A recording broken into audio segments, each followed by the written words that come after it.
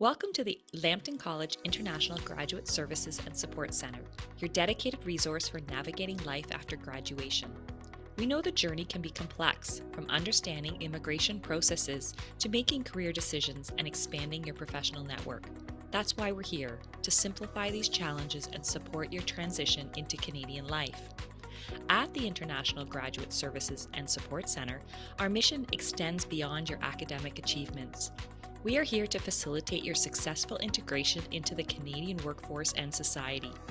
From career counseling to workshops on Canadian workplace culture and immigration support, our services are tailored to meet the unique needs of international graduates. We're committed to empowering you with the tools and knowledge necessary for success. Embrace the opportunity to connect with fellow graduates and professionals through our networking events and stay informed with our comprehensive webinars covering a range of topics crucial for your postgraduate success. Remember, the path to achieving your aspirations is a journey we undertake together. Ready to take the next step? Visit our website and join our supportive community. Remember to follow us on Instagram and on LinkedIn for upcoming immigration webinars, networking events, and much more. Together, let's make your postgraduate journey a success.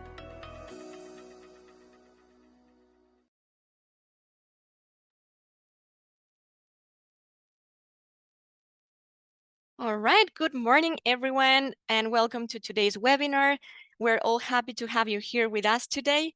My name is Cristina Yiguren, and I'm the coordinator of International Graduate Services and Support Center.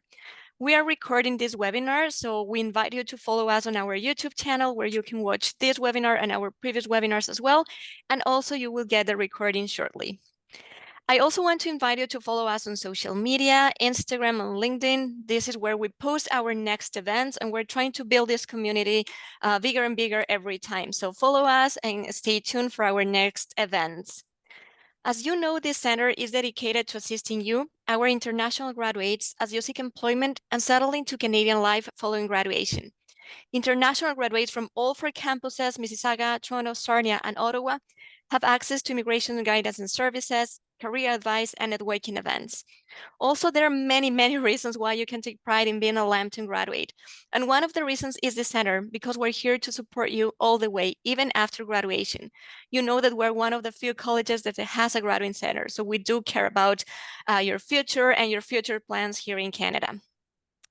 Today, we have an amazing webinar prepared for you. As you know, last week we have another one on international student stream, but today we're going to discuss another important topic if you are pursuing your permanent residence. So that will be the CELPIP speaking skill. We want to keep this webinar as interactive as possible, but we need to keep it organized. So just some housekeeping. Please keep your questions in the Q&A, and we're leaving the chat to interact. So if you're planning to take your CELPIP test shortly, like I know, like the upcoming month or 2 months, you can type in the chat CELPIP. So let's see how many are planning to take the CELPIP in the next months. And well, today we have a fantastic duo with us. You will see what I'm talking about. They are amazing. And without any further ado, I would like to introduce you to our partners from Summerhill Online Academy and Prometric, the ones who deliver and develop the CELPIP tests. If you watch our previous webinar, you probably recognize already Mache. Mache holds a Bachelor's of Arts in English and a Master's of Education. He has over 15 years of experience helping international visitors find immigration pathways to Canada. And he's also a licensed regulated Canadian immigration consultant. Patrick has been with CELPIP by Prometric for more than 7 years, and Patrick has a Bachelor's of Social Work degree from Toronto Metropolitan University and has over 7 years of working in immigration services field, helping newcomers to find jobs, customize their resumes, and enroll in language training. He's genuinely interested about newcomers. So as you can see, we got an amazing duo. They got the whole package, and we have a lot of content to cover today, so I don't want to take more time. Patrick and Macha, thanks for being with us. Welcome to our webinar. Thank you so much, Christina. Fantastic. Fantastic. No, thank you. So we're very pleased to be here. So absolutely, we're very pleased to be here. So welcome to this webinar focusing on speaking. So my name is Maciej Błaszczyk. I have worked with newcomers for the last 15 years. I worked mostly as a college professor and language proficiency examiner for most of the standardized language proficiency tests on the market. Lately, I thought CELPIP would be the absolute best test. Honestly, I'm also an immigration consultant. And so I have chosen to, I always recommend the CELPIP exam for all my candidates for permanent residency because it is the most fair test. It is really the most fair test. It's easier in many ways than the PTE and IELTS, and it is a Canadian test with Canadian pronunciation and vocabulary. And today we're going to focus on speaking, which is a very tricky and sometimes very intimidating section of the CELPIP because nobody likes public speaking. Now, with me today is Patrick Macaron, who works for Prometric, the developer of CELPIP. He has years of experience with the CELPIP exam. He does a lot of webinars. We have done a lot of webinars together. Patrick, please introduce yourself. Yeah, I just wanted to say hello to everybody. And yeah, I've been working with CELPIP for quite a while. Time flies. Yeah, I've been helping to basically grow the awareness of the test worldwide. So helping to open new test centers, doing lots of webinars with Maciej to just try to get that awareness out to people that CELPIP is an alternative for your immigration process to Canada. So very happy to be here today. Perfect. Thank you very much. I always enjoy doing these webinars with Patrick. He's absolutely a joy to work with. So hopefully you guys are going to enjoy the content. We have a lot of content tonight. So first of all, we're going to talk about the overall required scoring for CLB scores for different programs. We're going to talk about that very quickly. Then we're going to do an overview of each section of the CELPIP speaking. We're going to talk about some of the common errors in speaking, and then we'll have a Q&A. We're going to try to blast through all of this in the span of an hour, so bear with us. We want to have some time for Q&A after that. And at any time, if you are interested in joining a comprehensive CELPIP preparation preparation course, you can scan that QR code there, and you can register for the next semester, the September 3 semester of the Summerhill Academy Group CELPIP course. We're going to talk about that later. But first of all, let's talk about a little bit about the required scoring. So as we know, there are minimum CLB or Canadian Language Benchmark requirements for a lot of the immigration programs, right? So first of all, for express entry, for Federal Skilled Worker Program. Now, just want to understand, let everybody understand, the Federal Skilled Worker Program is mainly focused on candidates for express entry who are not currently in Canada and do not have Canadian working experience. Obviously, past Canadian work experience might be a good idea, but if these candidates are outside of Canada and looking for a Federal Skilled Worker Program, this is the program for them. By the way, in 2023, in 2023, can anybody guess how many invitations there were for Federal Skilled Worker Program? One in 2023. So this is not a very popular program. There's only one selection for this. Again, this is a very special criteria for candidates from outside of Canada, living outside of Canada.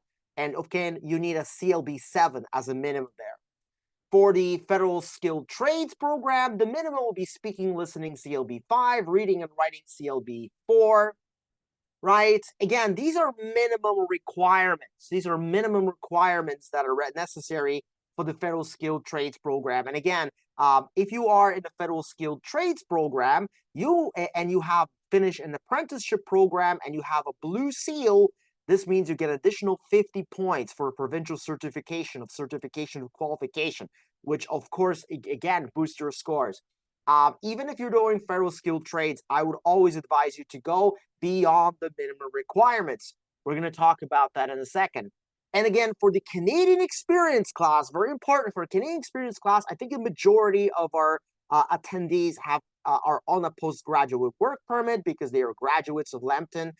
So if you're a graduate and you are on a postgraduate work permit, you are trying to gain your Canadian experience, you've accrued your Canadian work experience, you'll be qualifying for a Canadian experience class. So if your past working experience is on a tier 0-1, you need a minimum of CLB 7.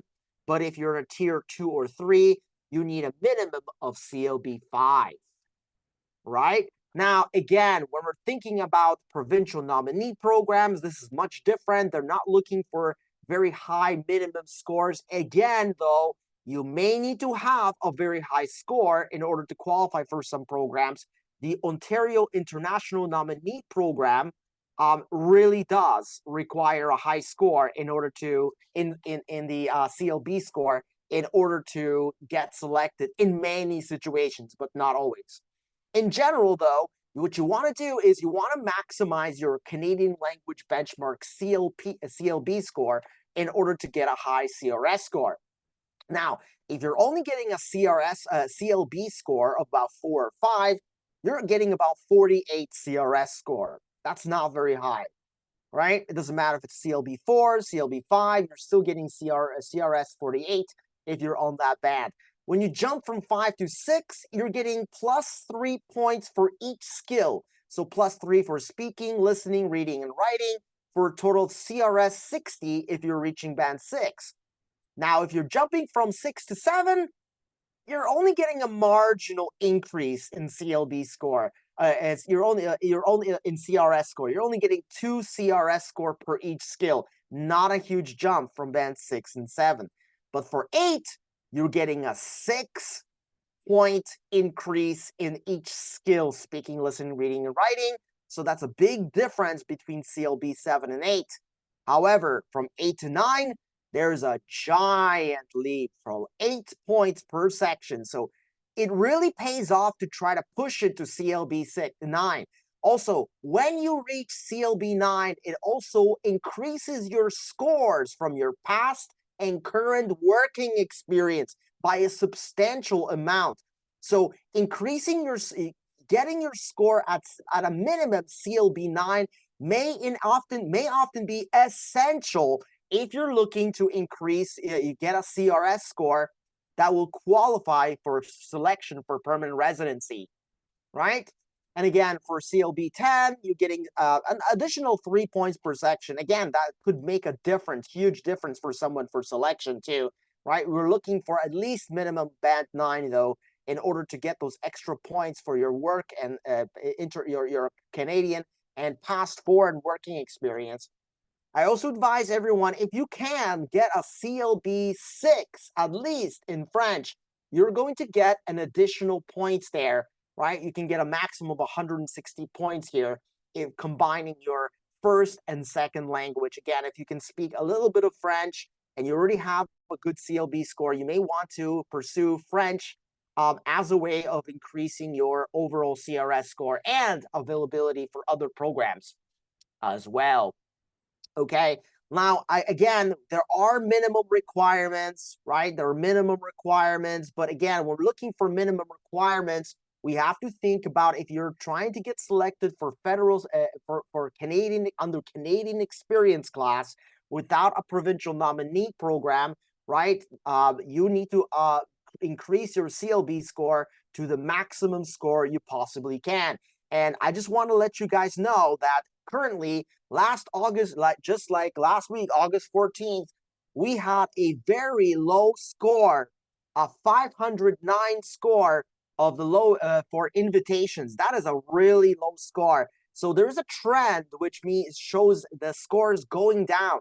This may also reflect for the selections for provincial nominee programs, the category. So if you have an education or work in STEMs especially, this may be a great time for you to begin to create an expression of interest to province of Ontario, to create an express entry profile, right? To get your scores as high as possible, because we are seeing a great trend and opportunities for selection. I'm expecting September to be a really good month and we may actually see a score that's lower than 509 for selection. So now is the time to get your CLBs. Now, any quick questions before we go on?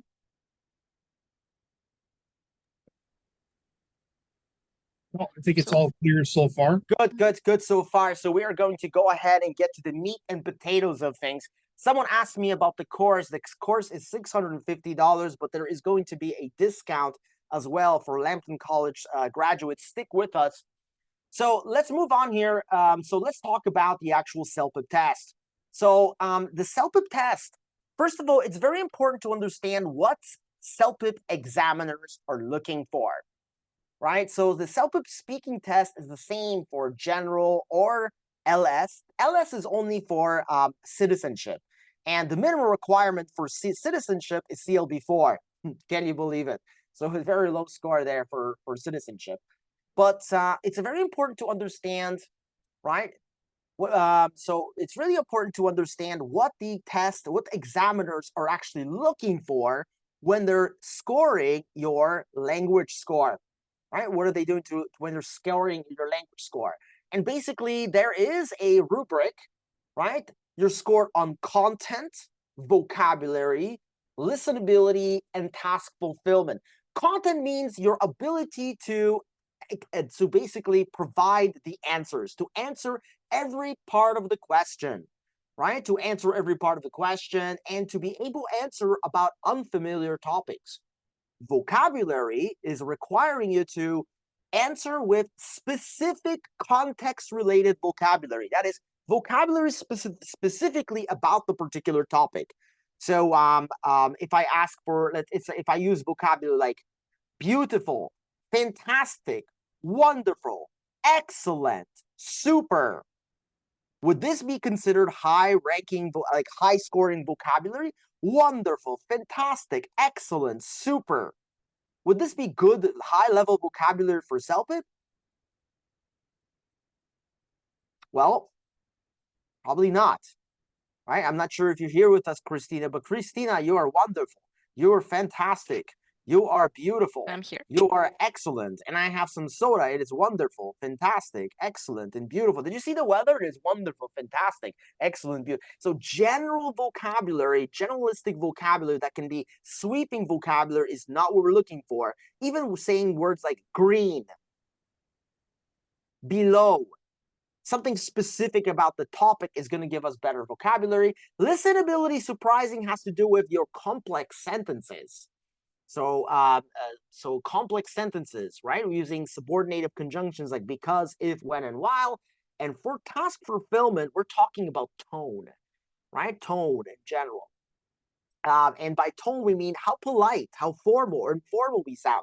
Because for the CELPIP, sometimes we have to talk to individuals who are our doctors, our lawyers, our teachers, our bosses, our colleagues, and sometimes we just speak to friends, right? If we're speaking to friends, we can be very informal, but if we're talking to our colleagues or our boss, we have to be more formal. So using polite language is going to be very essential, right?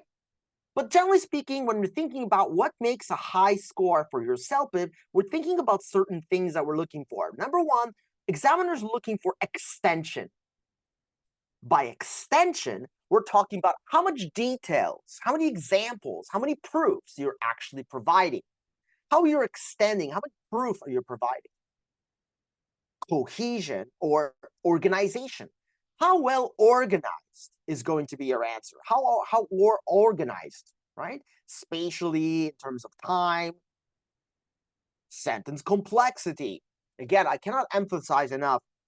You cannot get a high score in CELPIP speaking or writing without frequent and varied use of complex structures, using subordinative conjunctions like because, if, when, while, even though, although. You have to use complex sentences. You cannot just use short, choppy sentences. You have to put them together. And finally, vocabulary selection. We want specific vocabulary. Now, obviously, you're not going to come in there thinking extension, cohesion, sentence complexity, vocabulary selection. So we have for you some easier tips that will help you to produce better extension, cohesion, sentence complexity, vocabulary selection. So these are the three basic strategies we're going to use for all 8 sections. There are 8 sections in the CELPIP speaking. We're going to use these essential strategies for all 8 sections of the CELPIP speaking. This includes, number 1, tell a story you know. So what do I mean by tell a story you know? In many cases, CELPIP will ask you for personal experience, from opinions, to tell a story, to describe something, to provide advice. Tell a story you know. Think about the last time you were at a party or you watched a TV show and you heard a native language speaker explain their advice, their stories, right? This doesn't necessarily have to be your story. This doesn't have to be your advice. It could be advice or story or a situation or opinion that you've heard someone else say and you can explain it, right? The idea is you want to explain, you don't want to translate your story from your past language and your past experience into English, right? You want to tell a story you already know how to say, right? So you want to talk about a story you know already how to say, not a story that you are that happened really in your past, and translating that story from your language and past experience to English, right? And that brings me to my second point, lie. Lying is good. Lying, so being a good liar is actually really essential for CELPIP speaking, right? In many times, you're asked to provide a personal experience, to talk about your opinion. Don't talk about your personal experience, make it up. Making up the stories or making up the details and lying and creating a story may be extremely essential for many of the tasks. We're going to see that as we look for each of these tasks, because lying will be easier for you, especially if you're trying to produce specific vocabulary.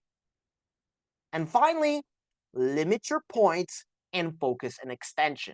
Sometimes it's not about giving 10 reasons why or a million reasons why, right? It's about giving 2 reasons why and extending with good examples. So it's not about giving a million reasons of advice. We're going to see that just in a second.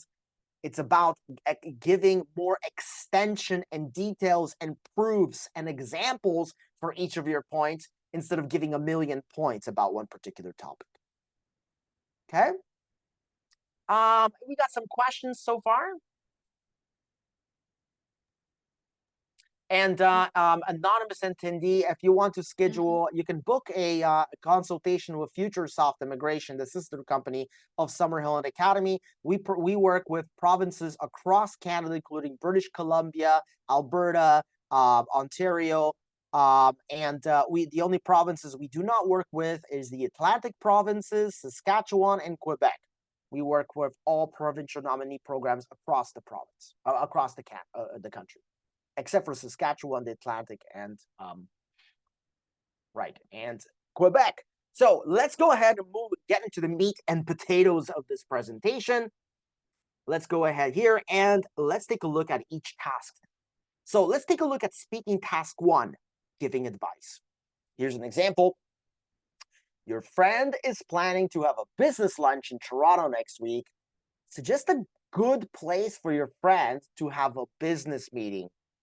Okay, here. So what do we need to do to be successful here? Now, Christina, I know you're also haven't never done the CELPIP test.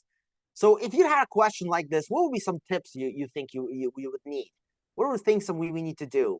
And everybody who's participating, please use the chat here to provide some tips here. What do you think we need to do to get a good score in this task? Well, I haven't taken the test as you were saying. I believe we should provide probably a couple of details of the place we're suggesting and why is it appropriate for this special occasion. We're saying that it is a business meeting, so probably it cannot be a club.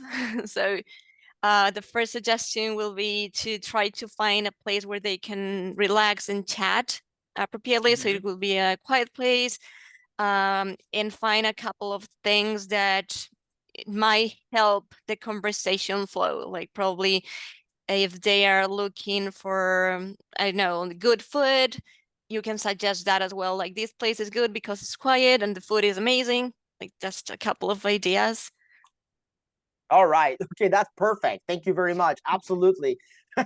So a lot of things here too, right? A lot of things here too. So first of all, yeah, obviously, first tip I'm going to give, and this is a very important tip, and this is a tip that sometimes you might miss.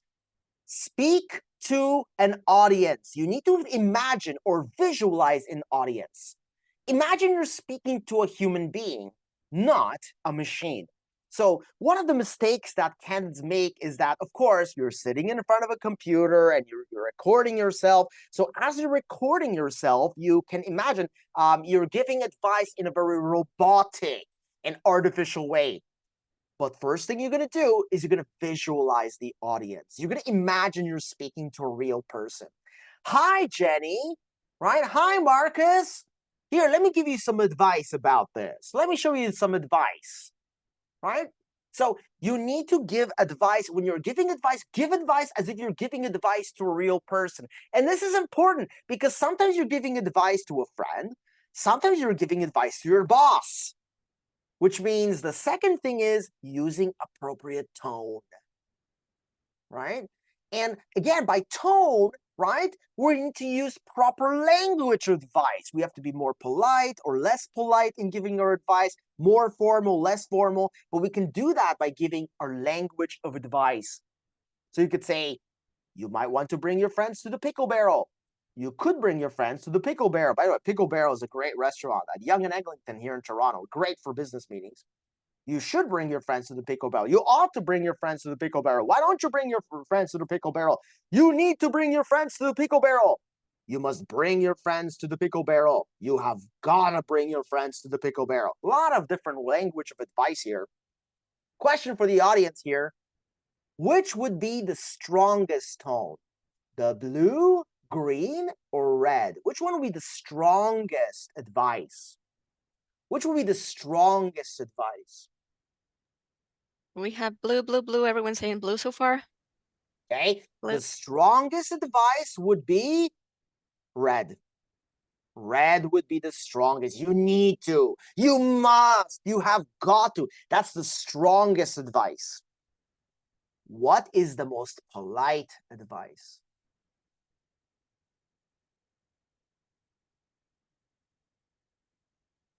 Yeah, we got it. Blue would be the most polite advice. Strongest advice would be the most direct and least polite advice. Blue would be the softest, the weakest advice, and that is why it would be also the most formal and polite advice. When you're providing polite advice, again, you're not providing strong advice, you're providing subtle, delicate advice. You might want to, why don't you? Not you have to, you must, right? Green would be rather neutral in this respect. Again, using you should, you ought to is better than you can, you can, you can, you can. Many candidates just use can. Oh, you want to, well, you can do this and then you can do that. It's not advice. Saying you can shows ability, not advice. You need to use the language of advice if you want to score high in this section. So this also reminds us of about one more thing. Extend 2 to 3 points instead of many details. This brings us back to the importance of extension. It is very important to extend your answer with examples, but not a million reasons. Right? I wouldn't want to show 10 reasons why the Pickle Barrel would be a great place for a business meeting. I would want to start with my statement of advice. I think the Pickle Barrel is a good idea for your business meeting.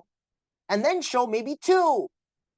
Give 2, maybe 3 pieces of advice. Again, 2 is better than 3 because it's about extension, giving examples. By the way, this is a 90-second answer.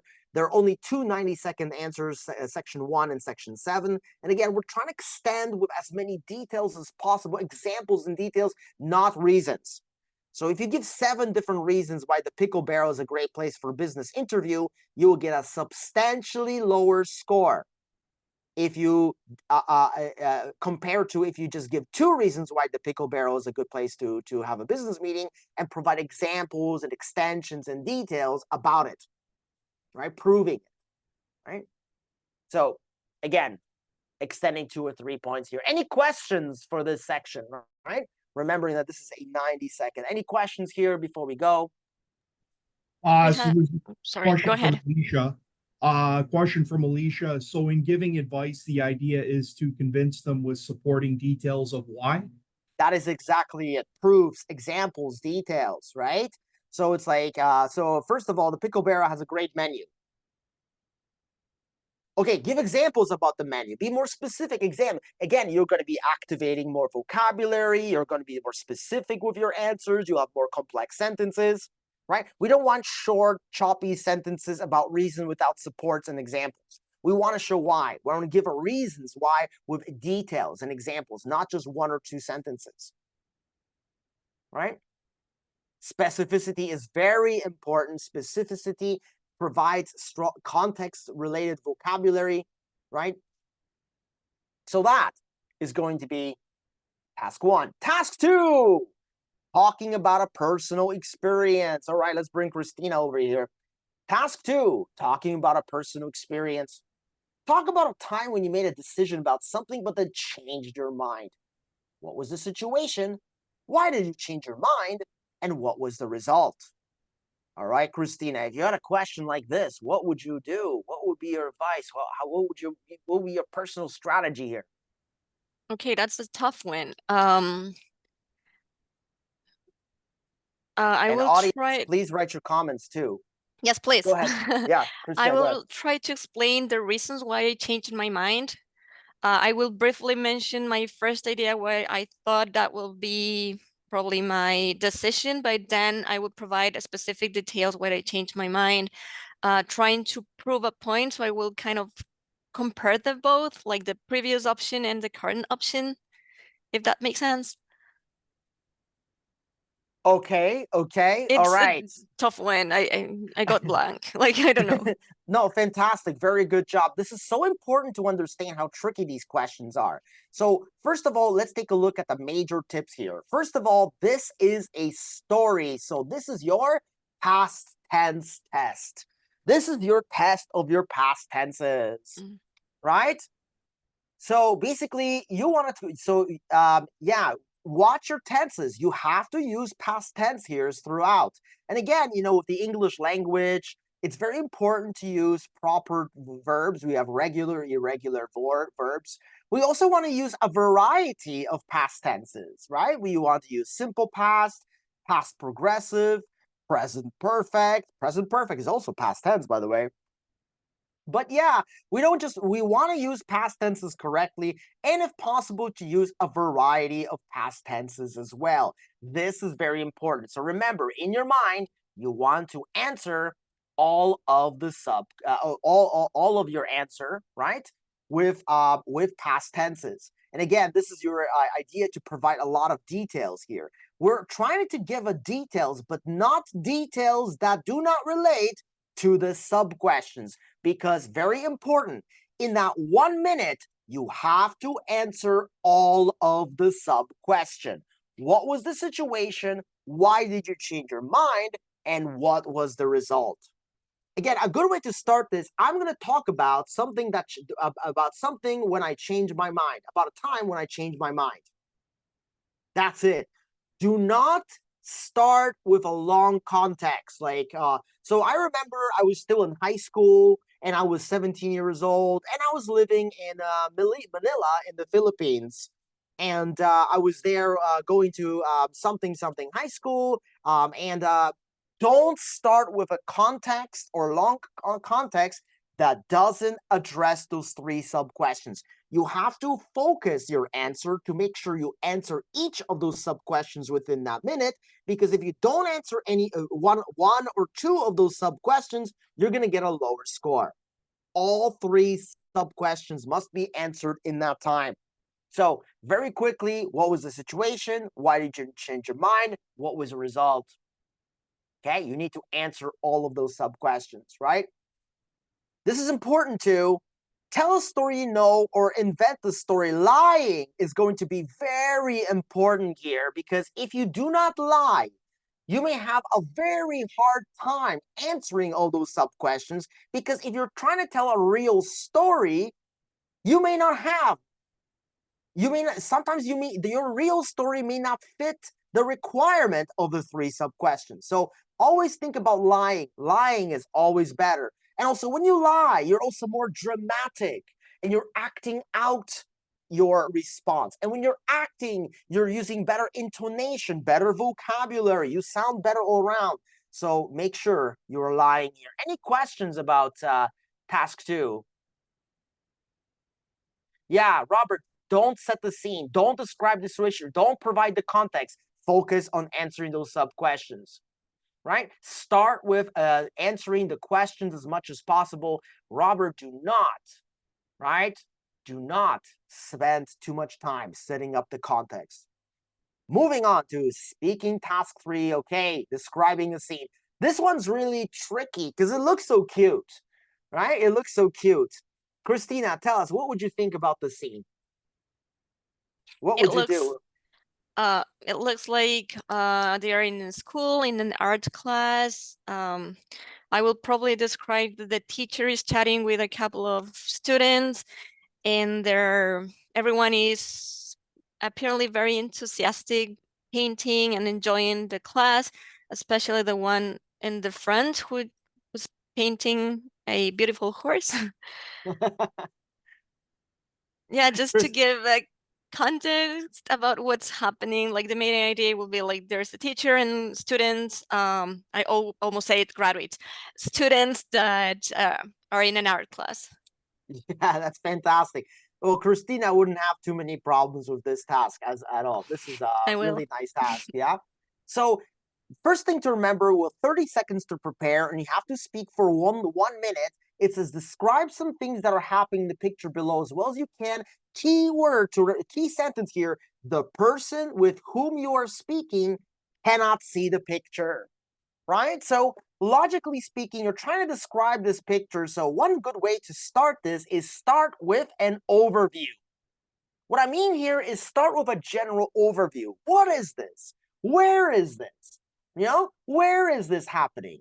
Right? What is going on? So maybe this is a picture of a elementary school classroom during an art class, and everyone's enjoying a different kind of activity in the class, right? Just starting with a general overview. Now, very good important tip here, right? You're gonna there's some of these pictures are really complicated, and it's impossible to describe everything. So what you're gonna do is you're gonna focus on maybe like 3 or 4 points of interest. So you're actually spatially planning the direction of your response. So instead of just jumping on about details from one side to another, you're going to start with a general overview, explain the context, where you are, what is happening, what's the general feeling and atmosphere, and then focus on 3 or 4 different points. You can do that right away in those 30 seconds of planning. You're going to say, okay, this is a park, and I'm going to first talk maybe about the lady, right? She's in the foreground. And then there's some people there. They're bird watchers looking. They're in the middle ground, and then on the back there's some joggers, right? They're in the background, right? You can say foreground, middle ground, background, but often there is no clear foreground, middle ground, and background. You're just going to talk about the direction in front of the lady, behind the girl, next to the tree. You want to use spatial direction, which actually also gives you points in planning where you're describing it. So as much as you're providing the details, you're also providing the direction, right? And again, for some pictures, they're very complicated, right? So maybe you want to plan to talk about the lady. Maybe you want to shift your attention talking about all the utensils and cooking equipment, maybe the overflowing sink before moving into the middle of the kitchen, right? You'll maybe want to talk about 3 or 4 points of interest here. Again, key here is spatial organization helps, right, to drive your answers. So you're planning in terms of space. Don't try to describe everything. First of all, it's impossible to describe everything, but also it's better to provide the extension. What are they doing? Also, focus on the actions. Some of you may be tempted to talk about things like, there's 2 boys, 3 girls, boy in blue dress, girl in yellow dress, 2 boys, 3 girls, yellow dress, yellow shirt, blue pants. This is not high vocabulary here, right? And the questions and the pictures are very generic. Focus on the actions. What are they doing? Right? What are they doing? They're walking, they're singing, they're acting, right? Any questions for speaking task 3 here? Not that I can see. Not No. that you know. Okay, Oh, we're we do moving. have time limit Yep. for section 2. That was section 2, sorry. No, that was section 3. So section 3. That was This section 3. question, I'm sorry, it's about time limit for section 2. Oh, 90 seconds. You have 90 to you have seconds. 30 seconds to prepare, and you have to speak for 90 seconds for section 2. Good, thanks. Right? And again, if you want to look at timing, create an account on CELPIP.ca. It's a free account. Create a free account with CELPIP.ca, and you can talk to Patrick about this. Patrick will probably send you some stuff. If you create a free CELPIP account on CELPIP.ca, you will receive 2 free practice speaking, listening, reading, and writing tests. So you can try the entire CELPIP test with the timing by yourself. That's a really good strategy too. I strongly recommend you do that. Right? Perfect. What about if we're not getting the right names of animals and things? Well, perfect questions there, Deanna.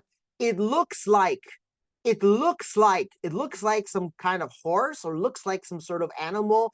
Looks like it looks like some sort of animal with big ears and yellow nose. It looks like some sort of tall horse with spots. It looks like some sort of dog with a long tail, right? So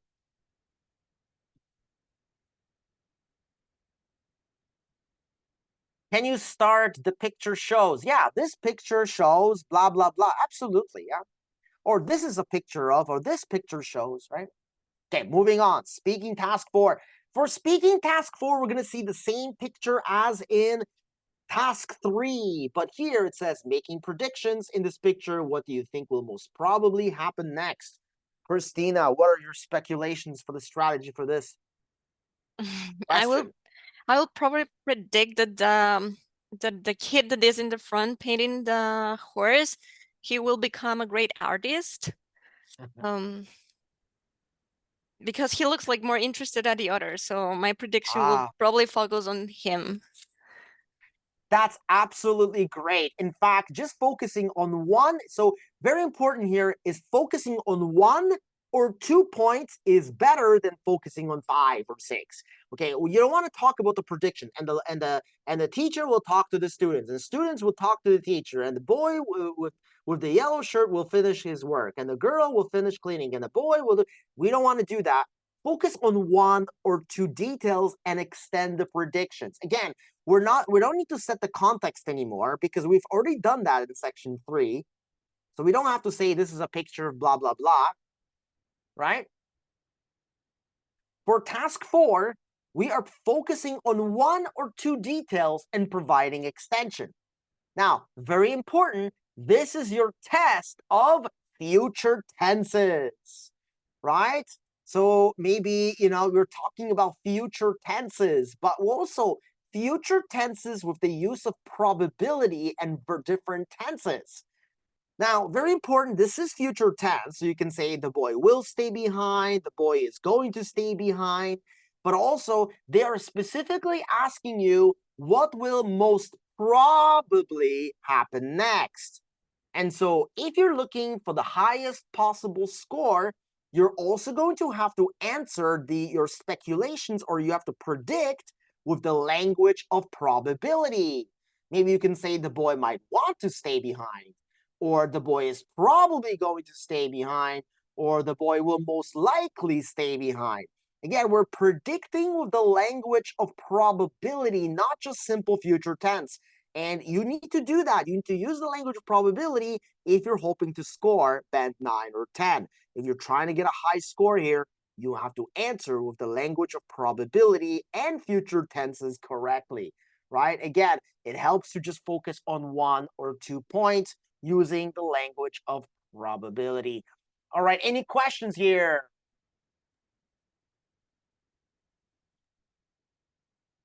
It's from the last one. It is time period for task 3. Again, 90 seconds. So for time periods here, guys, all tasks are 30 seconds preparation, 1 minute speaking time, except for section 2 and 7. Section 2 and 7 will be 30 seconds preparation and 90 seconds speaking. So 30 seconds preparation and 90 seconds speaking for sections 2 and 7. All other sections will be 30 seconds to 1 minute preparation and 1 minute of speaking. Okay, so Mache, do you have any suggestions for managing time effectively? yes, absolutely. The way you manage your time effectively is, well, first of all, you look at the screen. So there is going to be a timer, right? So it shows you how many seconds you have. And then there's going to be an actual timer with a line going through that shows you how time you have to do, what you need to do. Now, Summerhill and Academy Group CELPIP course students learn about timing because we provide materials and they actually learn how to practice these CELPIP tests with a timer in their hands. We have small group practice and study groups as well, and we always study with timers. You can't just wing it. You have to use a timer as you're doing it. So we use time as to help us. So we're always working with time or against the clock for all our speaking tasks. Very, very important. So a lot of practice, a lot of training, a lot of small group practice, a lot of class practice, but especially small group practice. And we have a dedicated WhatsApp study group in our course where students are meeting every week, couple times a week, to practice their speaking, listening, reading, and writing, especially speaking, and the timing component for it. So yeah, timing is very, very important. All right. Moving on to speaking section 5, comparing and persuading. Okay. This is the longest question. So for the timing for this one, for CELPIP Task 5, you'll have 1 minute to read the question and make a choice. Then you'll have 1 minute to prepare. And then you'll have 1 minute to speak. So step number 1, let's see, Christina, let's take a look here. So here's the question for you. One of your friends is buying a jacket for his first winter in Canada. Choose which one you think is better. All right. Can I let them know first how tough winter can be here, or just go straight to the question, to the answer? Oh yeah. Okay. Well, it is A little tough. Yeah. context. A little context here. Yes, winter can be chilly here in Canada. So I'm surprised how many of my students and IELTS and immigration candidates just love the winter here. And I they're do always love it. coming. They love it here. Fun in the snow it's nice to have these seasons. It's nice and crisp. So many activities to enjoy, like skiing, snowboarding, hiking, snowshoeing, sledding. Yeah, Many it's things, not yeah. bad. It's not bad. And the big cities in Toronto, we have, like in Toronto, for example, in Vancouver, we have an underground. We have the path system. So you can basically stay indoors most of the time if you're in the right place or working in the right place. But yeah.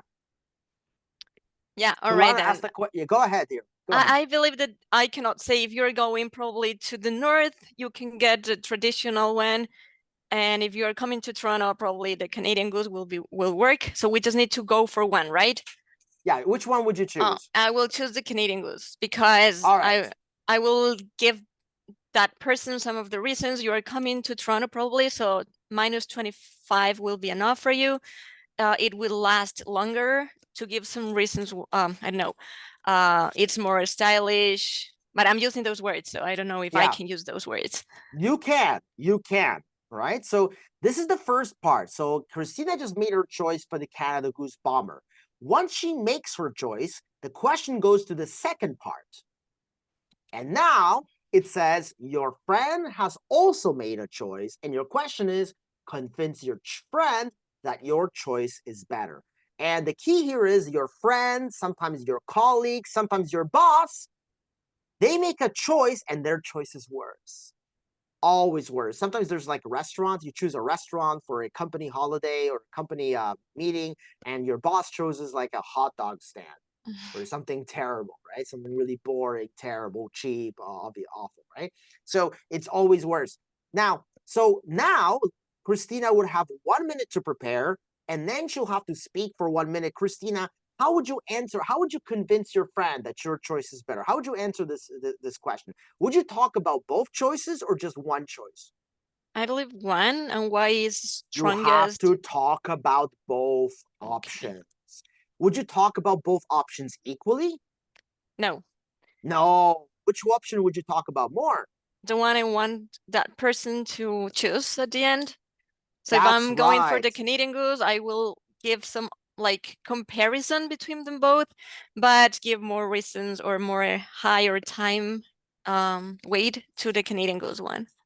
Absolutely. And again, this is something that you kind of picked up on yourself. Would you read all of those bullets? $100, $1,000, stylish. Would you use those words? Probably only one of those, but Okay. not Do all you of them again. do you have to talk about all of these bullets? I believe not. Oh, no, you do not. Okay, so there's a very standard strategy that I teach at Summerhill Academy, and basically start with acknowledging the other option meaningfully. So you do have to talk about both options, but you have to talk about your option more. A good idea is to start by acknowledging the other option, and what you're going to do is you're going to talk about why the other option is bad or worse. Hi, Mary. I think your jacket is probably really cheap and the style won't fit in any situation. Right? You criticize your option. You don't have to read the bullets here. The idea here is you're going to spend a 25 to 75% ratio of talking time. That's 15 seconds for the one option and 45 seconds on the other option. Also, don't read the names. Mag, Daddy, Parka, Canada, Goose, Bomber. Your jacket, my jacket. Your parka, my parka. Your coat, my coat. Your choice, my choice. Right? Don't read those. It's too much time. It's tongue twisters sometimes, you know. So what you're going to do is you're going to acknowledge the other option and spend most of your time just justifying your option, explaining why your option is better. And there are many there are going to be some bullets here, but you're not going to read the bullets. You're going to paraphrase the bullets if you choose to use them. Again, you don't have to talk about these, but you can say, even though the Canada Goose is much, even though my option is a lot more expensive than yours, it's made with much better quality and style. And I think the way that it's advertised for keeping you warm is probably real because of the quality of the materials that it's made of. Unlike yours, which I don't think it's probably advertised as being that warm. So you're really paraphrasing and extending the bullets and not just reading the bullets. Rahul says these bullet points probably give you more to talk about. Absolutely, they do. You don't have to read them and you don't have to acknowledge them if you create your story. Tulana asks, if we are unable to finish on time, will it lead to a lower score? Absolutely. First of all, you don't want to finish too quickly and produce silence, and you don't want to be cut off. Timing and practicing timing is very important. Yes, we can add examples, Jasbir. We can add examples or compare with others. Yeah, try to stick on the topic, but giving examples is very good. You can lie and say, I have a jacket like this too, and I've been using it for many years, and it's just been really warm coat, and I've got a lot of compliments about it. Sure, you could even invent details, but you want to expand it. Do you usually use a friendly tone? Yes, you want to be friendly. More important, you want to be polite. And you're usually formal or polite, not casual and friendly. Okay, sometimes you give advice to friends. Sometimes you give advice to your colleagues, people you work with, or your boss. Be very polite, especially if your boss makes a really bad choice. Right? Be very polite, very soft advice, very soft tone. Again, one of the things we do at Summerhill Academy Group CELPIP course is that we teach tone. We use a specific. We talk a lot about polite tone, especially for writing task one. But very important to use tone. That's why it's one of the focuses of our group course. All right, moving on. Speaking task 6, we're flying through here. Task 6, dealing with a difficult situation. Okay, back to Christina here. Your friend got into a car accident and wants you to visit him in the hospital. However, you already promised to take care of your friend's 7-year-old child today while she is doing an important job interview. Choose one. Either tell your friend that you won't be able to visit him in the hospital. Oh, yeah. Or tell your other friend that you will not be able to take care of their kid tonight. My God, you have a difficult situation, Christina. You either have to tell your friend that you're not your friend is here in Canada. She's a she's an international student. She doesn't want to have anyone here. She just got hit in a car. A car just amputated her legs. Gosh. She is or your other friend is a single mom. She's a single mother and she hasn't had a job for months and months. She really needs this job interview. She has no one else to trust her kid, and you have to say no to one of these. Christina, Okay. what would you do? It's a terrible situation. I want to spend my time just thinking about which one to choose. I will just go for the first one who comes first in my mind, because anyhow, we will need to say no to anyone. So let me write it again. I will go with my friend who's at the hospital to check everything is okay. And I will apologize to my other friend, trying to make him understand how bad is the other person, and I definitely need to go to the hospital and make sure he or she's doing okay. Okay, so Christina, first of all, remember you have to choose one, either or. So you're not going to be talking to both. You're going to talk only to one person. Okay. Right? So for this question, for timing, we have 1 minute to prepare and we have to speak for 1 minute. Okay? So 1 minute to prepare. You'll need that 1 minute to read the question very carefully, because if you don't understand the question, you could get in big trouble. And in that 1 minute, you have to think and you have to choose who you're going to speak to. And obviously, you're going to break their hearts. Well, most of the time, you're going to disappoint someone, right? That's why it's a difficult situation. So very important, you have to visualize the audience. Who are you speaking to? Is it a friend? Is it your boss?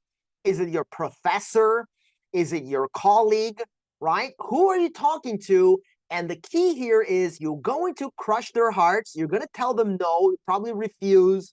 You're going to refuse something or explain something in a sensitive manner, or give advice in a sensitive manner, but using very polite tone for refusal or requests, right? So sometimes you have to ask them, would it be possible, for example, would it be possible to come to the hospital next month? Or would you be able to find someone else to babysit your child? I was wondering if it would be possible for you to choose someone else. Is there any chance that I could come to the hospital another day? Right, very polite. I would appreciate it if I could come visit you another time. I would certainly appreciate it if I could find someone else to babysit your child. Would you like to? Maybe you're doing requests. Would you like to request someone else? I must sadly request. I see no choice but to demand. Sometimes you have to do requests. Sometimes you have to do refusals. You have to use very polite, standard tone here, right? It's not enough to say, I'm sorry, I can't. Just think about it. I'm sorry, I can't. It's basically, I can't, please, I'm sorry, right? It's not going to provide us a lot of points. I'm afraid I will not be able to visit you at the hospital. Unfortunately, due to circumstances beyond my control, I'm not going to be able to visit you at the hospital. Again, we want to be able to visualize the audience so we know who we're speaking to. We're not going to be robotic. We're actually getting better points for sounding natural in our speed and our context, and providing that really polite tone based on who we're speaking to. But be sure you understand the question, because if you're off topic, you're going to be in trouble. Any questions for task 6 here, guys, before we move on to task 7? 2 more tasks to go. Any questions for task 6 before we go to task 7? All right, we are moving. We're zipping through. My goodness, 2 more tasks to go. Okay, task 7 is our second task, in which we have 30 seconds to prepare, and we have to speak for 90 seconds. So this is our second 90-second response. And it's a short question. Do you think it's a good idea for parents to live with their children after their children get married? Back to Christina here. What would you say here? How would you answer this question? What do you think we need to do to get a good score in this 90-second opinion question? Well, I will go for the no answer. Personally, Yeah. let me see. Do you think it's a good idea for parents to live? Yeah, I believe I will again provide some yeah, some information why I'm saying no. Probably it is better for you and your couple to have your own time. You can grow your family. Yeah, and I will just keep thinking, but I believe that we should reply this question with some supportive points as well. Yes, absolutely. Rahul is really encouraging here. Says Christina is probably tired right now. Poor Christina, I'm torturing I'm Christina. sorry, Is I'm this doing many is this things together, guys. Sometimes I cannot is read the question properly, but my goodness? I'll Uh, do better we in are the afternoon. we are torturing Christina throughout You this are. workshop today. You My are. goodness, ruthless, ruthless, absolutely. I Christina's prepare for right. the You afternoon. got to give reasons, but here, let's go ahead and do this here. So first of all, very important. This is a yes or no answer. Do you think it's a good idea? This is a yes or no answer. This is not a depends on the situation question. Now, I was living in South Korea in 2006. And at that point, many families were living a combined family. So when in 2006, many Korean couples, when they got married, their parents would move with them. And that was a tradition back in the day. Nowadays, it's not this case anymore, and most couples will just live alone and abandon their parents the way that we do in North America. But it's not a depends on the situation question. You have to choose one side and give reasons for it. And so this is important. You have to choose one side and give reasons for it. And you have only 30 seconds to prepare. This is why it's essential here for this particular task to write some notes. I do not recommend taking notes for CELPIP speaking. Just read the question, understand the question, lie, improvise, answer the questions that are on the screen. But for this task, it's a good idea to write some bullets. So what you're going to do is you're going to write maybe 2 or 3 bullets to plan your response. Right? Just 2 or 3 bullets to plan your response. And again, this is about extension more than anything else. And what you're going to do is in those 90 seconds, you're going to very quickly show your position statement. I believe it's a bad idea for parents to move with their children when their children get married. Start with a position statement. Then extend 2, maybe 3 points. Again, 2 is better than 3. We don't want 10 reasons why. We want 2 or 3 reasons with extension, examples, details, right? One of the tips I teach for in Summerhill Academy is think about Uncle Bob. We all have an Uncle Bob, don't we? Well, trust me, you all have an Uncle Bob. Yeah, for example, my Uncle Bob, you can use personal experience examples. For example, my Uncle Bob had his parents live with him, and after 6 months, he got divorced because his wife kept fighting with his parents. As a result, he was very unhappy, and his life became ruined, and he turned to a life of alcoholism and homelessness. And like, you can extend and lie here as much as you can, but you can provide personal experience, details, proofs, examples, but you have to extend these points and give proofs for each of your points. So ideally, you want to separate these with transitions. First of all, secondly, finally, if you're giving 3 points, right? Because these transitional signals provide extension, but the key, of course, is that you want to provide a lot of proofs and examples, right? So not a lot of reasons, maybe 2 reasons for your points, but a lot of proofs and examples, right? Any questions for this one? Basically, we're asking for supporting details to support each idea. Yes, absolutely, right? 90 seconds here. And again, we're in our group course, we talk about how to manage our time for this particular question, but I'm zipping through final questions here. Right. All right. Moving on. Last question for tonight. CELPIP Task 8, describing an unusual situation. And this is going to be a weird, right, or unusual situation. Look at Christina. She's already ready here. I'm Look at that. ready. She I'm loves afraid, but unusual ready. situations. All right, here's your question. You are in a furniture store and you see a lamp you would like to buy, but the store clerk won't let you take a photo. Phone a member of your family, provide a full and clear description of the lamp, and ask if you should buy the lamp. Okay, Okay, what do we then. need to do here? I will, I don't know, call my mom and tell her that probably that lamp is out of my budget, but I do really love the lamp, and it is mainly a leg with high heels, and the top of the lamp is yellow and black, and it reminds me a lot to my skating dress that I used when I was I don't know, when I was skating in the past. So it's a lamp that, even though it's not common at all, and it has a leg and high heels, it reminds me to the past, and something that I loved at skating. But I believe I should give more details of the lamp, but I don't know what else I can say here. It's a leg, high heels, and the colors. Yeah, absolutely. Fantastic. Very good job. So, very important for this task. This is describing an unusual situation. Big point here, we must identify the purpose of this task. Christina, what is the purpose of this task? Why are we this? Yes, we're describing the lamp. Why are we describing the lamp? Just new vocabulary.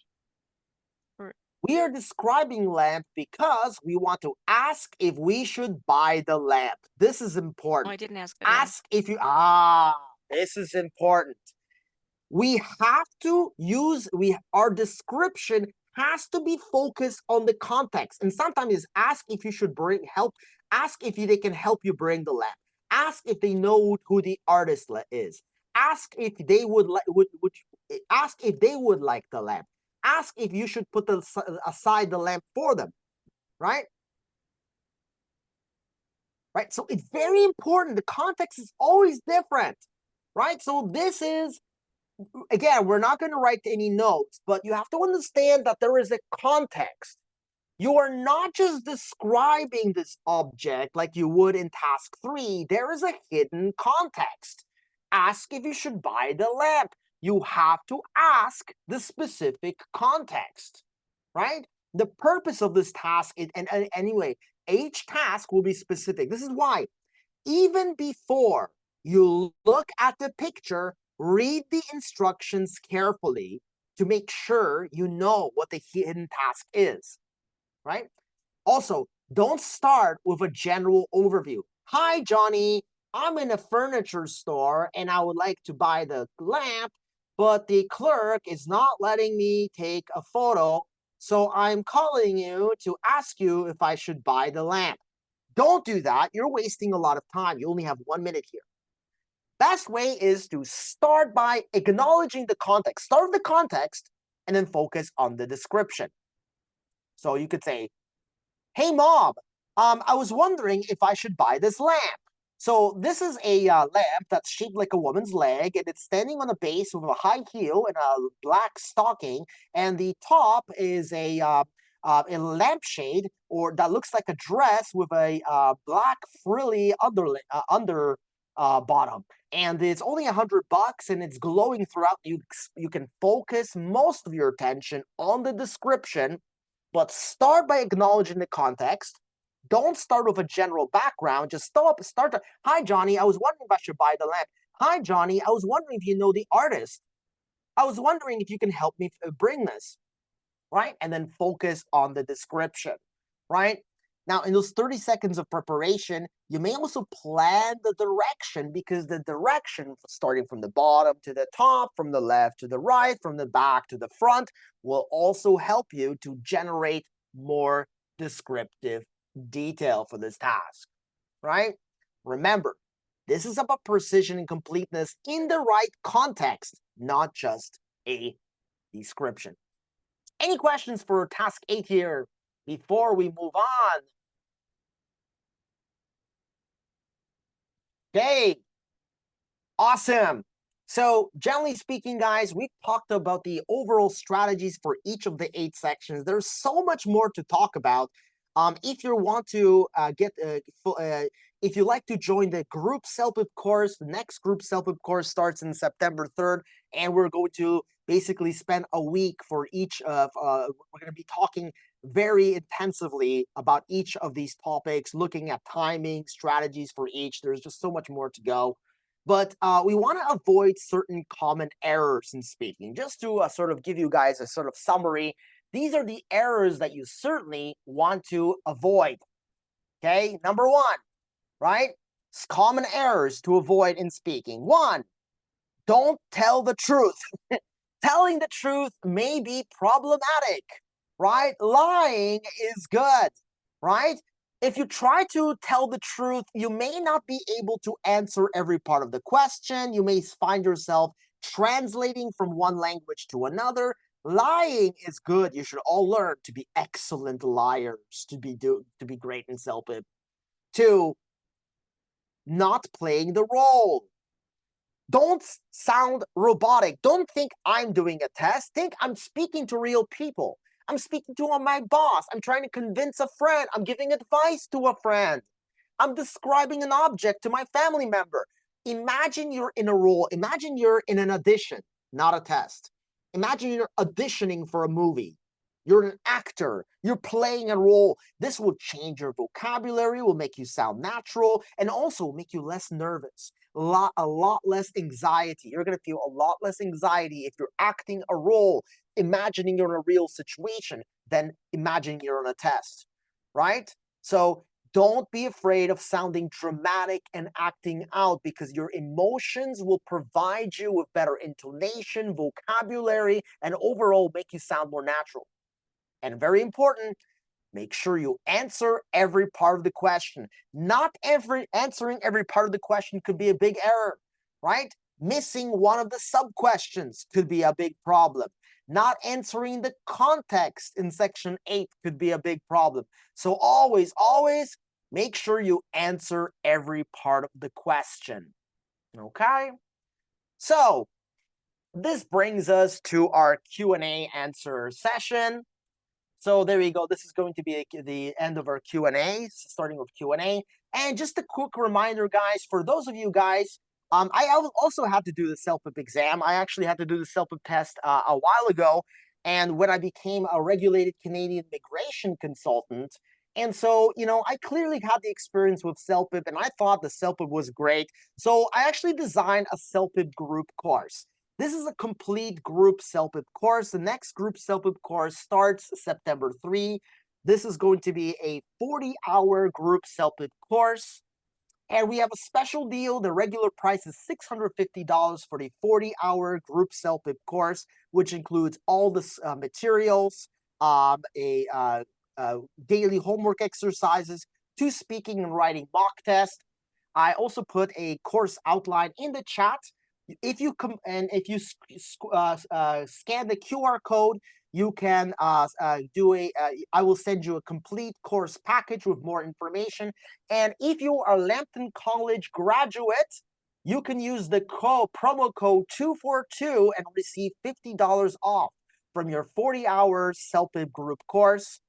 Currently, the group course features a 5-star Google rating, so you can check it out.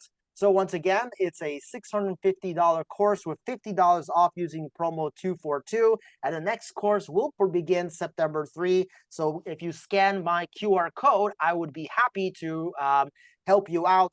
And also, if you join my group CELPIP course, you get a free immigration consultation with a regulated Canadian immigration consultant. That's me, which is $150 value. So that's a September promotion as well.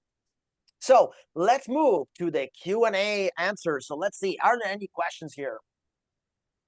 The discount is for graduates only, yes. For actually, I'm going to say for Lambton College, current Lambton College students or graduates only, guys. So if you're a Lambton College student, you can use the promo 242. But if you're attending this webinar and you use the promo, you're in. So I won't even know. I won't check. So if you use the promo 242, if you use the promo 242, you're getting the $50 off deal. Okay.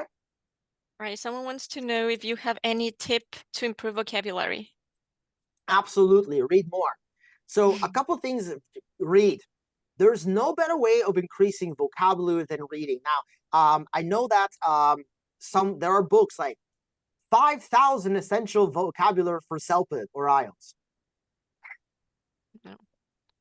The best way to learn vocabulary is in context. Read and create a vocabulary journal. I think Patrick wrote something about vocabulary journals. Again, when you join my course, I'm going to teach you guys how to create a vocabulary journal. We actually start a vocabulary journal and we read novels in our course as well. We keep ourselves accountable. I push you guys a lot. This is why our course continues to have a 5-star rating on Google reviews, because we have a very excellent record of improving our students' score.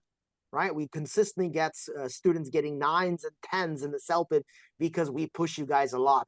From 7:30 to 9:30, that's a lot of work, but we do improve a lot of vocabulary. If you want to improve your vocabulary, read fiction. Don't read textbooks. Don't read work related. Don't read news. News are very repetitive. Today there are 2 shootings, 3 shootings, 5 shootings. Right, read novels. Fiction after 1950. Don't read like Jane Eyre or something like that. Read something which is after 1950s, current novel, using slang and vocabulary, right? Short fiction is always the best. Tips for grammar improvement. To improve your grammar, you're going to need a teacher like me. We actually do improve our grammar a lot. The Summerhill Academy Group CELPIP course, by the way, includes grammar workshops. So you can see we have a grammar workshop 1, we have a grammar workshop 2, we have a grammar workshop 3. We have several grammar workshops, and these are essential grammar workshops for punctuation and use of complex sentences, which are 2 grammar issues that all candidates have. And that will actually improve your score immensely in just those 4 weeks. So yes, we actually include a grammar workshop, but you will need a teacher to correct your grammar. We also do a lot of mini writing exercises. That's how also we improve grammar. We do rapid fire mini writing exercises to improve our grammar. All right, Irish. Once you enroll in the course, is it unlimited, like even after you take the exam? So no, it's not unlimited. It's a 4-week group course. But so basically, when you take the course, each class is recorded. You get access to the recording, and you can download the recording of yourself and me and other students in the class. So you can review the course by watching the videos. I also provide you with all the materials, all the class materials, including all of my slides. So you get a copy of all of my slides, all the videos of the classes, plus all the other additional materials for yourself to review. But this is a live class. So when you're joining for 4 weeks with live classes with me during that time. So hopefully that answers the question. Anything else, guys?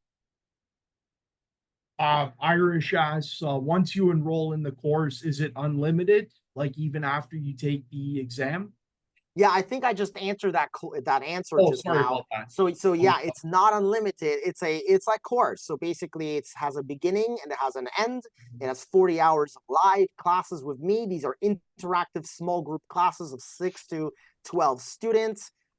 It features 2 speaking and writing mock tests. So we have in-class speaking mock tests. We have take-home writing mock tests. You get feedback for your homework assignments. You get feedback for your writing assignments. There are daily homework exercises, small group activities, right? So this is all requiring live interaction with a teacher which participates and give you feedback. So this is not a pre-recorded, automated test. This is a course with an actual teacher, yours truly, providing you instructions throughout those 4 weeks. But you can, in fact, have a copy of all the videos of the classes, so you can watch them and rewatch them as many times as you want. So like a month later, you can watch the videos again. But again, one of the components of the class is you get live feedback from your speaking and from your writing and from your grammar. as the course moves forward. Great. And Sana asked, is the CELPIP test a one-time take test? So you can take the CELPIP test as many times as you like. You can actually take a test once every 4 days, but you have to pay the full test registration fee every time you take it. So you can take it as much as you like, but you have to pay the full fee each time. And I got another question from Irish here. What if you need someone to correct your grammar later on after the exam to see if you're really improved? Well, actually, in the group course, we have 2 mock tests. We have first writing and speaking mock test after the first 2 weeks, and then we have another speaking and writing mock test after the full 4 weeks. And you get feedback on your grammar and speaking during that course. Now, after you finish the course, weeks later, months later, you need some feedback, you can always have a private session with me. And again, my private sessions aren't free. If you like private sessions, I charge $60 an hour for each private session. So the $650 value is really, really good. So you get $650, you get 40 hours of classes, plus an immigration consultation, plus the feedback for your all of your writing and speaking assignments, plus the 2 speaking writing mock tests. Anything else? Oh, good price for CELPIP, $280. yeah, and the test price is going up to $290 starting in October. So if you want the cheaper price, just take the test before October, because it will be going up by $10 then. Yep. In the chat here, in the chat here, I'm gonna put this into the chat, guys, but basically, if you want to register or receive a package, just use my QR code here. Just scan this QR code, or use the QR code which is in the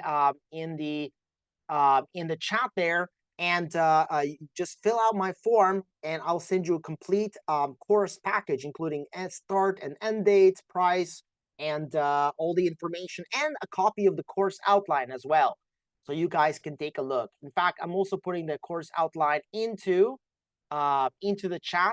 So in case you want to take a look at the course outline, there it is. There's the course outline into the chat, and you can take a look because it has a clear plan, overall tentative schedule of how we plan the course. It's very, very organized. Any other questions, guys, about CELPIP? Anything, guys?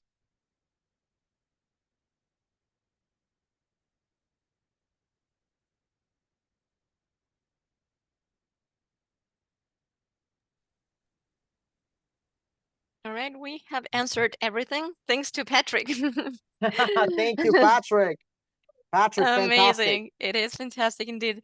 So I believe we should conclude. Well, we have one more here. Why is CELPIP to IELTS? So I believe, Matthew, you have taken both. So Yes. can you explain So us what do you think? So basically, IELTS, there's 2 versions of IELTS, IELTS General and IELTS Academic. Now, IELTS Academic is for post-secondary studies. IELTS General is for immigration. Now, IELTS General Academic is almost the same. The speaking is the same. The listening is the same. The writing only differs in task 1, with task 1 general being a letter, task 1 academic being a diagram. Task 2 is an essay, which looks the same for general academic. And for IELTS reading, the general has more but shorter reading tasks, while the IELTS academic has fewer, only 3, but longer reading tasks. For IELTS academic, you have to score about 30 out of 40 to get a band 7. For IELTS general, you have to score 35 out of 40 to get a band 7. So even though the reading for general is easier, you have to have a much higher level of accuracy in order to get a higher score. I would say IELTS is a lot more academic general, just because it follows the academic format. Also, it features British vocabulary, and for the listening includes British pronunciation, sometimes Australian, Irish, Scottish pronunciation, New Zealand pronunciation. So it's more academic and more British sounding with more British vocabulary throughout, like turnstiles and trolleys. Like, what's a trolley? Anybody know what a trolley is? A trolley? A trolley in North America is something we use to move and lift things. In England, it's a streetcar. What's a car park? You guys ever heard of a car park? Well, a car park is actually a parking lot. So, I mean, if you're living in North America, it may be a little bit more difficult for you guys to adopt to the British vocabulary in IELTS, and it is more academic. I would consider it more challenging too. IELTS also has 14 different listening and reading tasks, different kinds of tasks, and you have to learn how to do all those questions. You have to learn 14 different reading questions, 14 different listening questions. So CELPIP, on the other hand, is only general. It's not academic, so no academic language, no academic topics or tasks, right? It's very straightforward. It's not as tricky. It uses only Canadian vocabulary and pronunciation throughout. The reading tasks are shorter, and there are only 2 kinds of listening tasks. CELPIP also has spell check, a word count, and very good editing options for writing. And there's no examiner that you have to talk to. In IELTS, you actually have to sit in front of an examiner, live exam, which can be kind of stressful. In the CELPIP, you record yourself, so you can really zen out and really calm yourself. Honestly, I as an immigration consultant who hopes to see my clients succeed, I always choose the CELPIP as the one that I advise for my candidates. I always tell them the CELPIP provides them with a best chance of getting a CLB band 10. Okay, perfect. We have lots of comments. Thank you for comment, everyone. We will be hosting different sessions on the other parts, listening, reading, writing. So just stay tuned, as we mentioned. And I believe we should conclude by now. Matthew, you challenged myself today, but I did have lots of fans. So thank you very much. Patrick, it's amazing working with you. Thanks a lot for answering all the questions for the first time. We do not have more questions today. So if you want, we are going to host this webinar once again this afternoon at 5:30. You are more than welcome to join again. And Patrick, Matthew, thanks again for everything. And I hope to see you this afternoon. Thank you very much. Thank you very much for everybody for joining. And thanks again, Patrick and Christina, for joining me tonight. Perfect. No, thank you so much. This morning, and see you in the afternoon. Day, everybody. We'll see you later. Take care, everyone. Thank you. Bye-bye.